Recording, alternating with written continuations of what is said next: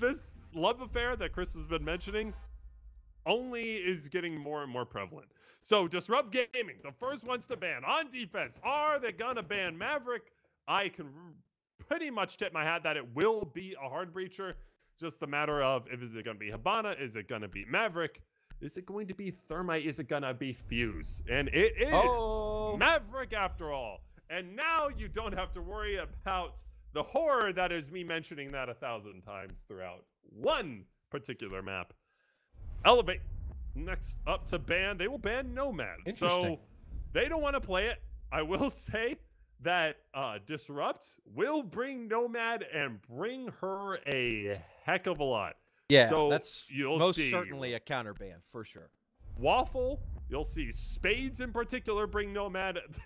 They brought Nomad a lot last week, and they went 2-0 last week. So it was a big week, and how much of that is aided or, brought up by Nomad, who knows? But still, good safe ban from Elevate going into it. Mira, also not too surprising. She completely transforms the way you can approach defenses. Not that you will do defenses a different way, but that you just have that opportunity. With Echo being off the board, Maestro now being on the plate, I imagine we're going to see a lot more Ashe and Zofia than we did for that last matchup featuring Scylla's and OC. And going into it with the amount of experience these guys have, yep, there you go. We see Zofia, we see double hard breacher, everything makes sense. And I gotta imagine Spades might pull out the Bandit here. No, it will be Legion. Curious to see if this is the lineup that Disrupt Gamer are going to stick with into... Oh, wait. Church Arsenal.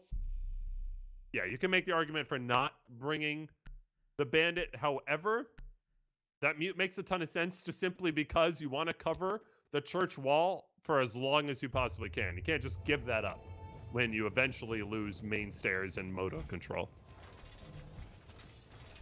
Yes, indeed. So a late 6th pick over to the mute from the Pulse. But a Thatcher, Thermite, hibbity-dibbity combo on the side of the attacking squad. I like that.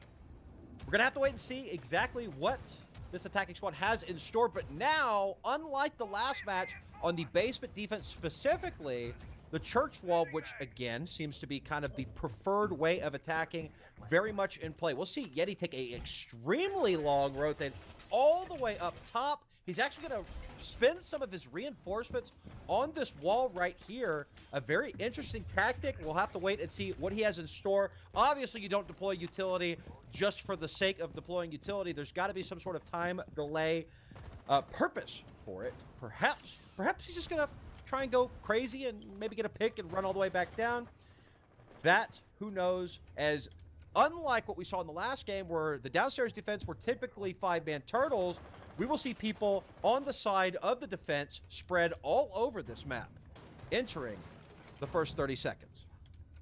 Yeah, and that reinforcement was simply to cover Mo's behind right on that catwalk. As you see his position, clearly a large effort devoted to this garage defense, and it'll be the story throughout most of this game for DG's defenses. As they go to CCTV, they're going to be in church. As they go to basement, they're going to be in garage. As they go to basement, they're going to be in garage. So this is a very important lesson right now for Elevate, as if they learn to dismantle this defense, things are looking up for them. However, not the way you want to start that off. Mo fell Pixel, and that is your Zofia off the board. No evil eye to worry about, but a lot of fragging power off the bat with that first pick. And a great pick nonetheless. He was holding it. No damage except for a very tiny amount done at all to the defense. Buck, he's on half health. We got Thatcher stepping on a Gumine. He'll take a little bit of damage as well. And look at this. The defense holding steadfast. We're getting to the point in time about halfway through the round where the attackers, and look, there they go. They're going to have to decide, you know what, it's not worth it. It's going to take too much time to clear these roamers out. I'm not even sure if they know that there's 2 of them. Nope, they'll actually return and try to drone it out, but so much time being wasted. And I'll tell you what, pick or no pick, this is exactly what you want to see if you are a roamer, and oh no, got caught in a reload. Thunder will find Yeti. Modiga will find one, but Rich will immediately refrag. So both roamers dealt with. The numbers even yet again. However, 2 of the precious 3 minutes are off the board. Spades, he'll get some damage put down on him, as will Thatcher. But they'll both rotate back to safety, and now the attackers can finally start focusing their attention on the site, but only 40 seconds left, and they are nowhere near. They're actually pretty spread out. There we go. Finally, Church Wall starting to get opened up. No way to counter that. But here we go. As soon as I say that, I will eat my words. The Habanas, they'll get taken out, but not have the reach to take out the Thermite Evil. He'll get one. Nog will retaliate. Down to 2v2. 22 seconds left. A little bit of time for some droning, but not much. Reed, he'll find one. 1v2 now. It is only Rich, only Hibana. They know exactly where he is. The angles are being held. He will be pushed into hallway. Evil Waffle, though. Easy cleanup. And DG, round number 1, going to them on Clubhouse. So that was DG's experience shining through. So you brought it up mid-round. A roamer's job is not necessarily to pick up kills. It's to waste as much time as you possibly can, and picking up kills is just a bonus, really. What we saw there was Yeti and Mo wasting 2 whole minutes of elevates just simply to kill them, and they took, as a bonus, 2 with them. And at that point, when you're left with double Hard Breacher and a Thatcher, you do not have a lot of fragging power, and it ended up going their way. And again, I say stereotypical in their experience shining through because that was roamers waste time, pick up 2 kills, and then their anchors just set up crossfires and kill everybody coming in. That was as textbook of a defense as it ever gets in Rainbow Six Siege. That was almost exactly how you draw it up. That was literally a basketball plan. Hey, we're gonna perform this. And they did exactly that. The execution of DG for that defense, nothing short of impressive. And to no one's surprise, we see CCTV defense coming out here, and a lot easier when you don't have to deal with the Maverick. However, it would seem that DG are already set up for that, as they are not bringing Kaid, they are not bringing Bandit. They're going with the castle trick down below to cover lounge, and they're going to be playing vertically for this site, at least with a couple of their members. So a strategy primarily set up, it would seem, to not worry so much about denying the wall, but covering their butts when it is open. Yeah, so the castle, he'll poke out and just miss some of the attacking squad. I'm not sure how bullets didn't go back and forth. They were all surrounding where that castle was. Look at that garage wall open up right underneath Reed. And here, Hibana is actually going to take a lot of damage, and I think it was from that castle. We missed the engagement, but she will be forced to back off, her utility not being deployed at all. Right as I say that, she'll open up one small spot of this garage wall. And I'm not sure what happened. It looked like the Thermite was going to attempt to put one of his charges up. I guess he pulled it back off and decided, let's use a Hibana. She's a little bit weaker. Not a bad idea. So a minute down, some damage being done both ways. Yeti getting some damage done to him as well as the Zofia, but no bodies are off the board quite yet. And oh, Pixel, he'll see somebody not on the Pixel angle, mind you, not be able to react in time. Yeti, he'll hold steadfast on this angle here, not letting anybody approach. His Spades will pick up kill number 1 onto Holiday Nog up from the second story of garage. Meanwhile, Thermite will get that wall open into servers. And look at this relentless holding of angles onto this doorway. And the attacker's not backing off. Yeti, he'll get aggressive. He'll peek in. There was actually 2 there just a moment ago. He knows it. He'll hold the window angle. And oh, he'll get the down to Yeti. He'll sell out, go into the room, and it will pay dividends as it's a 2v5 with only a minute and 15 left to play. This is just dominance from DG right now. They played all the angles right. The timing has been nothing but superb, and they clearly have an idea where one of the members of Elevate are, and now at this point they have an idea where both of them are. So this is only tough right now for the remaining hard breachers of Elevate, and again, not the people you want up in this scenario. You don't want your weakest fraggers up at this time, but they can land shots like that, it's not so bad, but Yeti's there for a refrag. It'll be Rich with absolutely no health. And Yeti going absolutely bananas for these first 2 rounds. Will secure the 2-0 lead for DG. And this is nothing but Disrupt continuing their hot hand from their past match day, where they went 2-0. Last week they went 2-0, and what a day it was for them, because up until that point they were really struggling to put it together. And through 2 rounds on this match day, or match week I should say, it's looking more and more like we're starting to see the full strength of DG shine through. Yeti! Dude's Yeti! Quad kill with the castle all over the place. Every move he made was just, the timing was perfect. Every move he made. Look at this. All 4 kills coming from Yeti in that last round. He was just a one-man roaming machine. And I love what they're doing. They're mixing it up. Yeti did not roam the prior round. And if he did, he didn't engage upstairs with the 2-man squad that involved Modiga, and I can't remember who else was up there. It was Modiga and Yeti. Yeah, Modiga. Oh, was it Yeti up there? Well, yeah, Modiga doing all the work. Yeti coming in so strong. 2 separate 2-pieces to rise atop the kill leaderboard. Coming into round 3, and DG just doing everything right now. We're almost seeing the Harvey Dent of roaming at the moment, where it's you either waste 2 minutes of time, or you're just picking up all the kills. It's been both. It's been why roaming is such a hard job at top tier level like Challenger League, because you don't know whether or not you're going to pick up those kills, or you're going to be wasting time. And yeah, I mean, you put it. Yeti is just having himself a play day right now, and he's looking to continue that. Certainly, he has a ton of information available to him, and no IQ, primarily because there's no Echo or Valkyrie being brought yet. So this is certainly going to aid Yeti going forward. I mean, we did see that camera outside that he had thrown previously on that jacuzzi level. So they have the information of those defenders, and it's just up to the members of DG to see what they do with it. Not a bad way to start things off, though. The kill onto Thunder, so frag grenades yet to be used. Well, and they will continue not to be used. With 2 minutes remaining, still plenty of time for the attack, but with the way DG are rolling right now, who's to say how this goes? Yeti and Nog are going to have a meeting in hell if you are Nog, and that freaking Halloween skin is certainly terrifying enough, but when a wild Yeti is roaming in the bathroom, I can't tell which is scarier. No, a 5-3 advantage right now for DG as they look to take this 3-0. Fantastic job so far. Opening 2 kills, 5-3. Time running out. Minute not left when you're down a man. However, Rich through the smoke. He'll find 2. Even it right up, right as I say that. Not only that, they will now have presence right on site.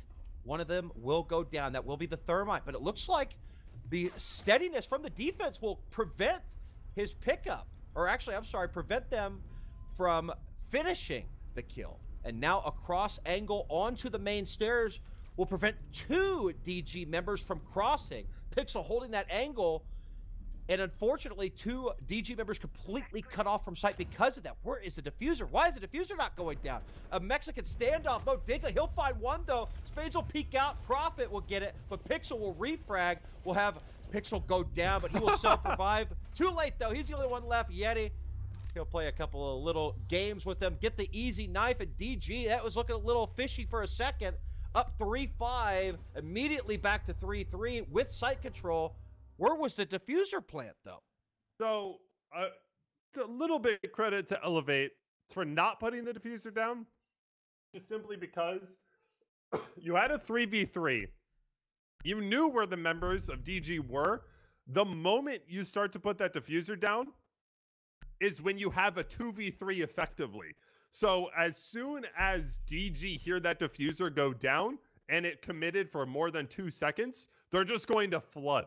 And at that point, even at that point you can't refrag, and it'll be DG essentially just running through and getting free picks. So Elevate were in a Mexican standoff on the wrong side of things, because all DG had to wait out there, and as soon as, again, as I mentioned, as they heard the diffuser go down, they knew they had the man advantage at that point. And that's where attacking is so difficult. I don't know. They had two members in logistics, okay? Well, yeah. And they had the cross covered by Pixel. I think that would have been the perfect. I don't know. Either way, it didn't play out well for them, because DG, when it came down to crunch time, won their gunfights and will continue the tirade that they're currently on, up 3-0, round 4. All right, so I will say that, yes, that you knew where they were, but at the same time, one of them was a 3-speed and the other two were 2-speeds. So if they just ran right through, again, it's just your flank watching could only do so much versus multiple bodies. So it would have just been DG throwing themselves at the members of Elevate. Granted, that might have been what Elevate should have done, is let DG throw themselves at it and take the chance. I can understand the reasoning for Elevate, though. I'm sure we and everybody else has an opinion, and we can argue. No, I'm right. In the face. Oh, you're right. Well, tell you what. I'll tell you something that you are right about before the action really gets started. Some bullets being sent back and forth. Is we've saw Clubhouse in the previous match with Maverick. We're seeing Clubhouse without Maverick, and it's like a different map. It's a totally different play style. It's like we're watching almost a different game in some ways. And Pixel will just see the head, but he will not be able to connect with it. And Spades, he will rotate back to safety, but he is currently being swarmed. So he will pull back just a little bit and hold an angle, but guess what he's doing? He's wasted time, exactly what he needs to be doing. And here we go, Yeti holding an angle, and the attackers are closing in on it. Are they going to stay? Are they going to fight? Are they going to rotate back? Yeti, he'll go back, and Spades will get taken out. So now, too far away Yeti is. He will rotate back to safety. Half the round gone, 4-5. They'll rotate back to Modiga, so they've cleared the 3rd floor, and now they have to clear the 1st floor, and then they have to go to church. So this roam game for DG has been nothing short of impressive, as Yeti picks up the hard breacher in Rich, and they haven't touched any of the hatches yet. You need your hard breachers. So what a pick from Yeti. And Yeti continues to just run the town pretty much. And that Valkyrie cam is going to be the difference this round. They know exactly where Thunder is. Now they know exactly where Pixel is. And I'm pretty sure that camera is still up. So a lot of information being fed to DG, and that's the last thing you want to give them. There you go. Yeti gets Thunder. Pixel is also killed by Yeti. Yeti picks up his 3rd kill of the round, going for the ace. He is just 2 away. The remaining 2 members, however, are inside a blue, and DG are looking the wrong way. This could prove very beneficial for Elevate. We do hear that diffuser going down. Again, I mentioned the time is ticking down, and this diffuser looks like it's going down. Nog picks up the kill, watching on flank. Waffle goes down. 3v2, and the diffuser is down. No one was watching Arsenal. Yeti looks away for the wrong moment again on the ace watch, but as time ticks down, things are looking more and more bad for the many members of DG. Yeti picks up his 4th as he goes for the ace. Will he get it? The 5th kill, and he does! An ace for Yeti. What a game so far for the... I lost my voice screaming. For the vet himself, the beautiful hair. It's not a gaming chair, folks. It's not a better mouse. It's the hair. Just get better hair. 100%. 100% the hair. It's like some sort of a helmet that just is infusing 200 IQ plays left and right straight into his brain. Yeti with the ace, ladies and gentlemen.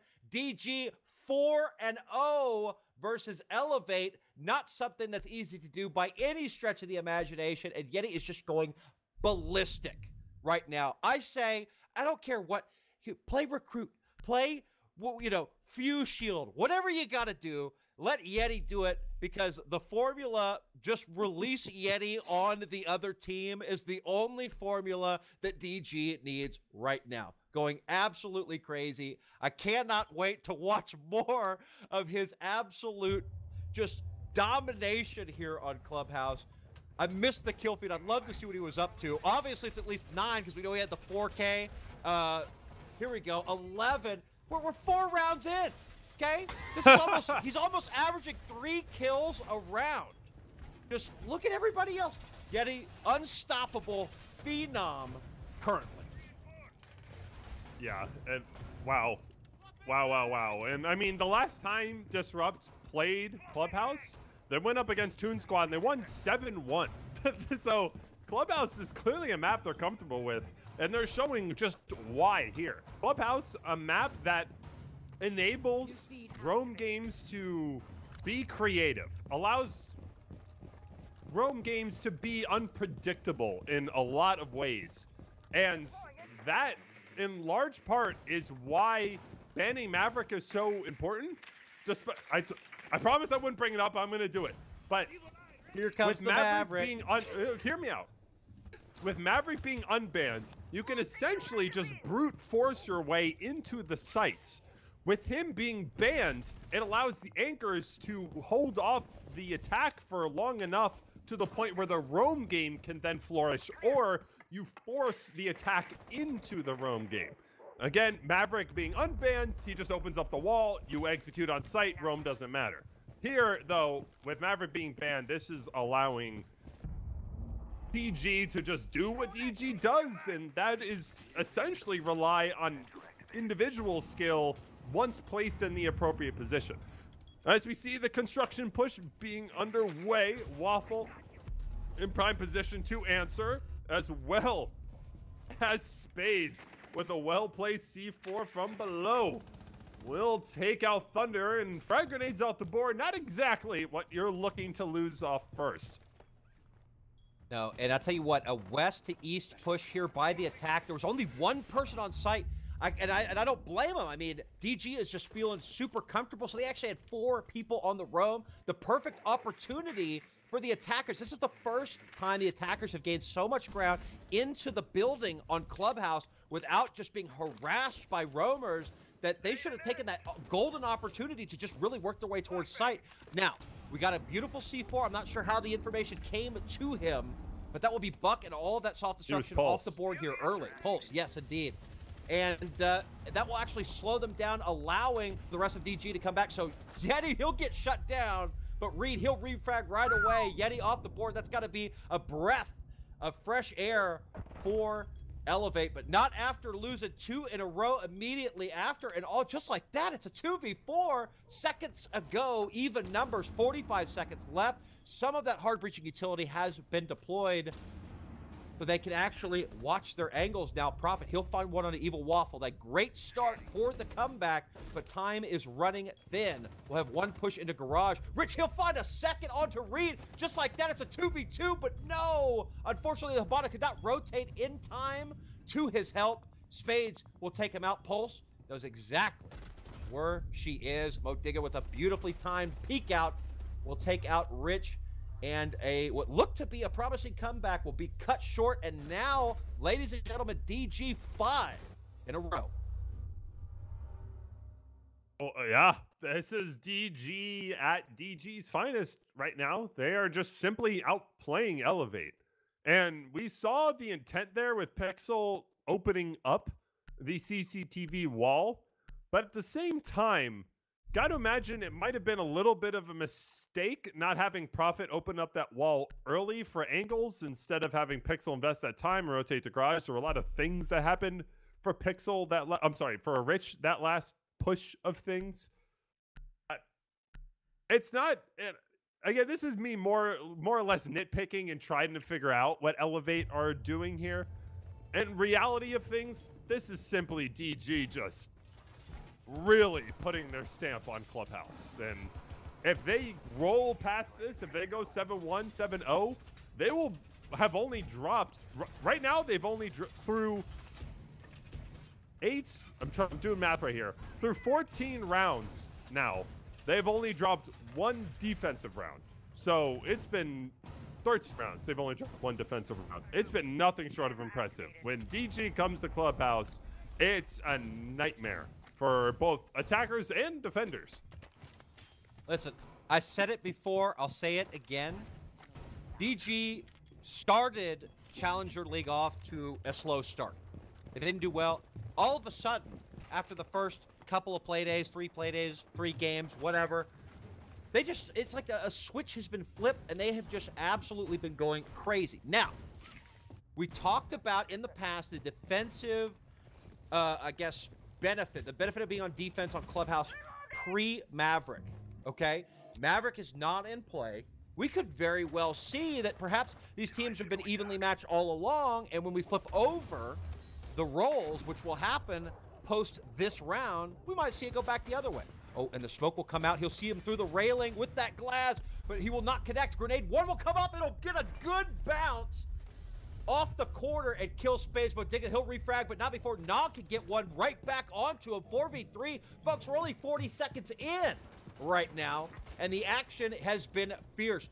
We have the Legion. We have the Jaeger off the board. All of their utility being deployed. Of course, Legion. He'll replenish those goo mines as the round progresses, but the ones he starts off with having been deployed. Meanwhile, the Buck, no soft destruction possible. So still kind of an even thing. I mean, it's not great to be down 2 people. We got Thatcher with just a switch of health, but at the same time, still a lot left to be played. So it's anybody's game at this point, winnable by both of these sides. I'm currently trying to work through a technical error at the moment. I'm That's a okay. bit behind in terms of seconds, and I can't quite figure out why, which would explain why a lot of what I'm saying makes no damn sense. That's all right, because I'll tell you what, right? A lot of people get the cast from a nice studio where everything's live right in front of them. We have to go through the whole thing where we're, you know, on opposite sides of the country, but that's okay because we'll get through it. Yeti, he'll take down Nog. And with that MPX that he had so much success with 2 rounds ago, we'll start things off. Pixel, he'll refrag though, so still, Elevate will have the numbers advantage. Still a minute left to work with 2, and just a couple of missed bullets will be, but Yeti with the 2-piece after Prophet finishes off Waffle, just like that. It's a 1v1. Can Yeti bring it back again? Are you kidding me right now? Both at full health. We got Prophet with the diffuser, with the ACOG. He'll start planning. No, the C4 will go out. It won't connect. And the pre-fire from Prophet will get him right on the head. Yeti being shut down after what could have been an insane comeback after an insane game so far. But Elevate will play it safe. They'll play it well. And they will claim their first round before the role swap. And what an important round it is, too. I mean, we talked about it with Maverick being banned. It makes defending this entire map significantly easier. And as they go into defense in the second half, at least not down 6-0, they're certainly breathing a sigh of relief, but it's still, this is going to be incredibly tough. I mean, we saw OC and Silas Grills go back and forth once the half hit. But that half hit happened at 4-2, so you can't afford to lose their favorite attacking round. Like, if there's 1 week here, 1 week defending round, that is just so much more devastating than if it was 4-2 going into this. So, despite it being a defender-sided map, make no mistake, DG are well in the driver's seat going into it. It's not typically 5-1 defender-sided. No. And I tell you what, if Yeti was able to finish that 3v1 clutch right there, I would have told you that Elevate doesn't have any chance at all. However, luckily, they were able to stabilize. Prophet was able to hit that shot at the end there, and a beautiful shot it was. To give Elevate just that breathing room. Right now, they're not facing match point right away. They can kind of settle into the role swap after 6 straight attacks. And again, without the Maverick, we've talked about it. We'll continue to talk about it. You got the defensive quote-unquote advantage. It might not be an enormous advantage, but I think the number is kind of in the 60% somewhere without Maverick as a defender here on Clubhouse. So the bandit tricking will perhaps begin. He hears somebody right outside of the wall to whip that battery out in preparation. Oh, Rich, get a little trigger happy, trying to find some action. He'll ADS down onto his teammate. Thankfully, he doesn't pull the trigger. A little bit of trigger discipline there, never hurt anybody. A minute off the board, though, and DG, I don't think has made any progress into the building at all yet so far. No, and they're reading completely how much that CCTV wall is being defended, and it looks like they're starting to put resources towards a construction push simply because they have 2 inside of storage, and that is just going to make life hard. And Rich is showing you why. Rich takes out Mo playing inside a lounge, as we see Yeti push into garage from the hole he opened up himself. And this is just Elevate being patient. I mean, there's no Maverick on board, so they really just have to react right now to what DG are doing, and DG at the moment aren't doing enough. However, Yeti has Rafters control, and make no mistake, this will play a large part in how well DG can excel throughout this map. Sure enough, Yeti picks up Profit, and a C4 goes out, but it will eventually miss, and Nog will pay for it with his life. Now it's swung the other way. Man advantage for DG going into a minute with the CCTV wall open up. Spades, though, will put this to a 2-4 now, and Elevate are crumbling at the seams. Yep, Spades, he'll find one, only one left, and that will be really quick off the board. Yeti showing that he's not having any problem transitioning from that MPX to that AR. No problem at all. He'll pick up a 2-piece in that round. And after losing one really early, DG not losing a single soul. And now, here they are in match point. Again, if Yeti's clutch would have come to fruition, we would be at a 7-0 game over at this point in time. Thankfully, Elevate was able to finish it off at the end of that last round. But ladies and gentlemen, 6-1. That's like Mount Vesuvius. That's like Mount Everest to try and overcome. It's so many rounds. Sure, you're on defense. You don't have to worry about Maverick. It's a defensive favored site. But it's just slightly better than a coin flip at this point. And the gun fights that DG have been winning non-stop is one of those factors that could make the point that it's a quote-unquote defensive-sided map a completely moot point. I think as the kids say, Yeti, go. That's what I said. Just turn them loose. Fuse shield, whatever. Blitz, put the shield on your back, just run around with the pistol naked, whatever, right? Yeti is just on that level right now. And I just say, just let him do his thing, right? Throw the strats to the wind. You're up 6-1. He's just a one-man army. You know, this is the point in time where you could just release him. Heck, everybody stay outside and drone for Yeti. That might be the best strategy right here. Well, I mean, he has as many kills as 4 members of Elevate combined. And if he picks up 3 here, he'll have as many kills as all of Elevate combined.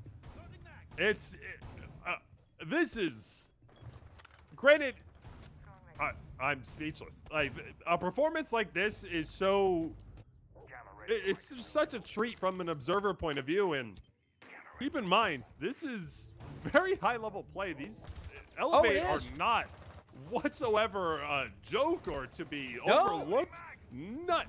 This is one hell of competition, and he's doing it not just like opening picks they're throwing at himself at him. He's making the kills himself. Like, he's forging this himself, essentially. Good positioning, good play, clutch plays, time and time again. Yeti is just having himself a show on Clubhouse. We do see that wall being opened up, so it'll be advantage DG as far as positioning is concerned. Again, that Raptors is still well under their sight, as the members of Elevate are vastly determined not to give that up. We see a lot of information for Pixel, and we'll see how well he can execute based off it.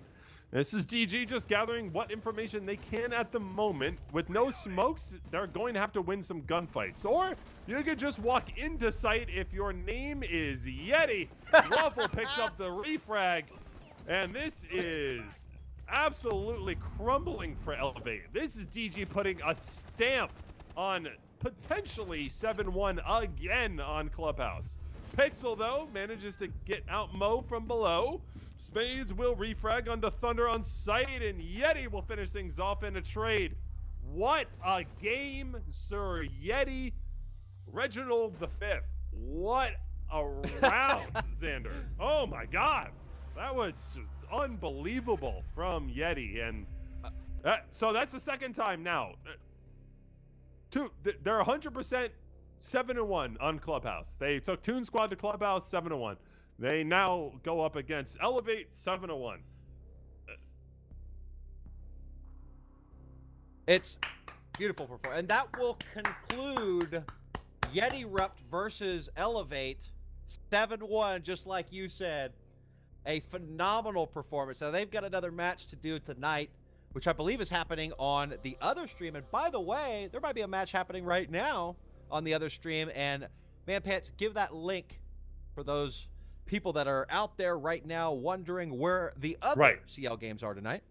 So every week on Friday, up until it ends, of course, chill out, at 8 p.m. Eastern, on Rainbow Six _UK, that's 6 spelled out, you'll have Sternab and Uzumaki over there casting the other games of Challenger League match week, whatever the heck we are at. And on here, Stokes TV, you'll have me and apparently someone different every single week casting the other games. So Stream A, Stream A1, I'm not going to say Stream B because that makes it seem lower, every week simultaneously. And again, that's Rainbow Six _UK for the other matches. And the other match right now is Our Bad versus Toon Squad. You just saw Disrupt versus Elevate. Coming up, we have Vicious Gaming versus Organized Chaos. And on the other stream, coming up is Silla's Grills versus Sonic. So we'll take a quick commercial break and we'll be back in 5 minutes.